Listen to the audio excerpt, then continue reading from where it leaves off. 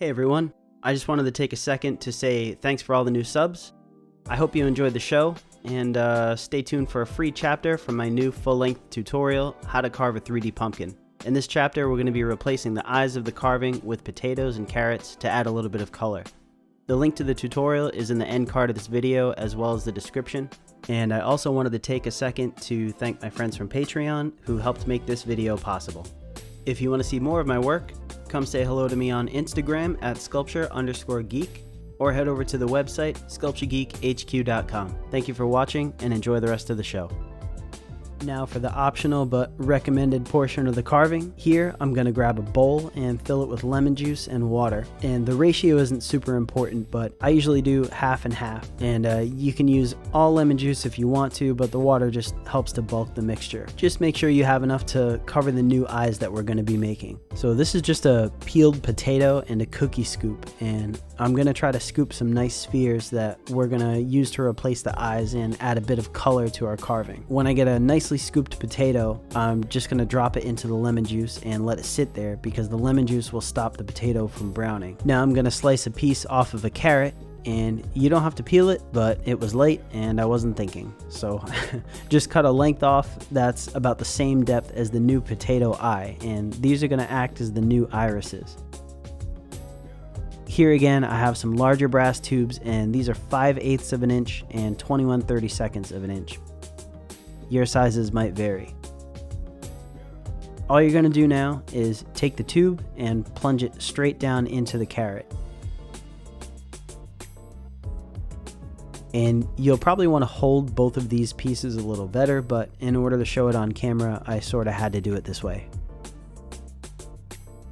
Now, before you take that carrot out of the tube, you want to carve a nice little bowl-shaped hollow into it with a round ribbon loop. Try to keep it as centered as possible.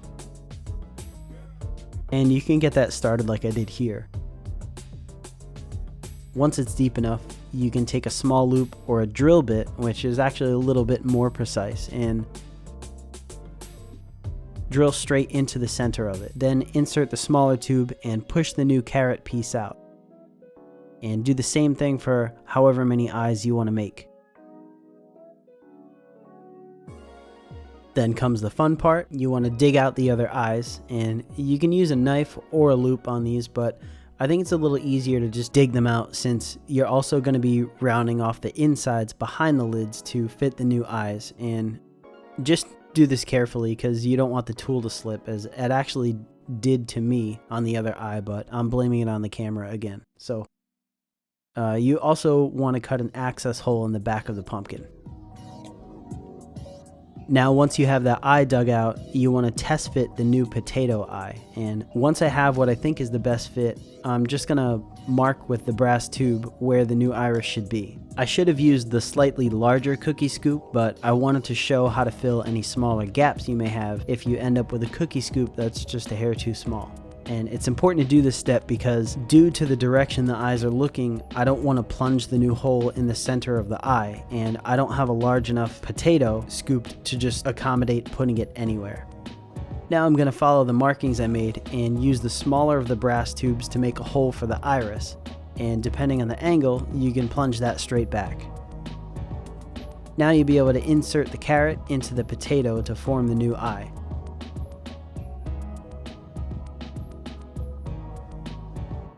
And you'll want to use some super glue to glue this assembly together, and then just clean off any excess so it doesn't drip on you.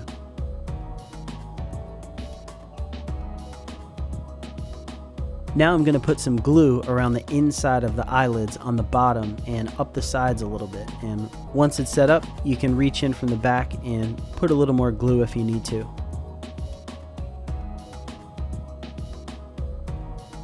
And then I'm just going to do the same thing with the other eye, and if you get a little bit of excess glue on the outside, you can carefully scrape it off with a hobby knife, but I usually dab the outside with a wet paper towel to help catch any drips before the glue dries completely.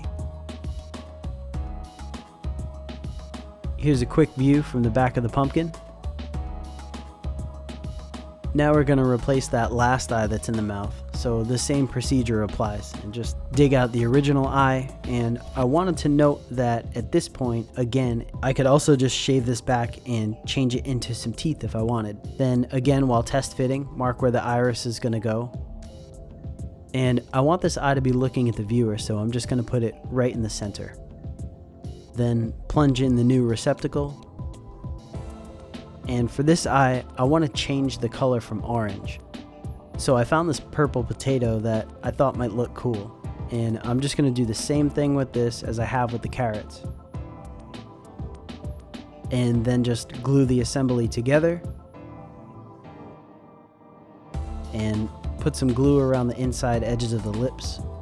You don't want to put the glue too close to the edge, and just try to give it some leeway because you're going to push the eye forward into place. So you want to try to avoid pushing any of the glue up to the front. But again, if you do, you might be able to just scrape it off with a hobby knife. And this time I put a little on the top of the eye because I ended up with a little ledge there when I took it out of the cookie scoop. Then you'll want to carefully set it into place. Now we're going to make a highlight the same way we did for the old eyes, except we're going to make it out of potato so it's a little more vibrant.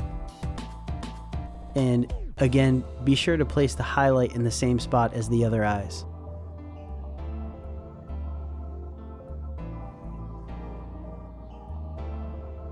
And there's the finished eye. Now I'll do the same for the other eyes, and since we've soaked these in lemon juice for a while, they should keep nicely without too much fear of them browning.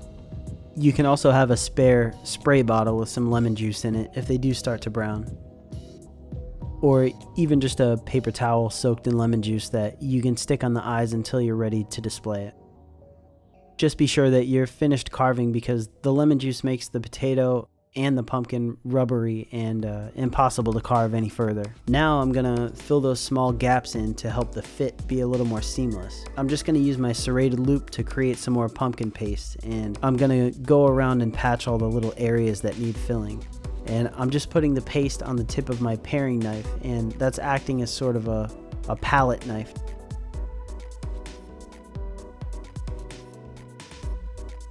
And again, if I had used a larger cookie scoop, I probably wouldn't have to do this step, but you can see how nicely it fills in those areas anyway. I have a few of these cookie scoops, and they're supposed to be the same size, but I've looked at a few hobby, craft, and department stores, and I found that they do come in slightly different sizes. The biggest one usually works the best. Just make sure you remove the little mechanism inside the actual scoop before you try to use it.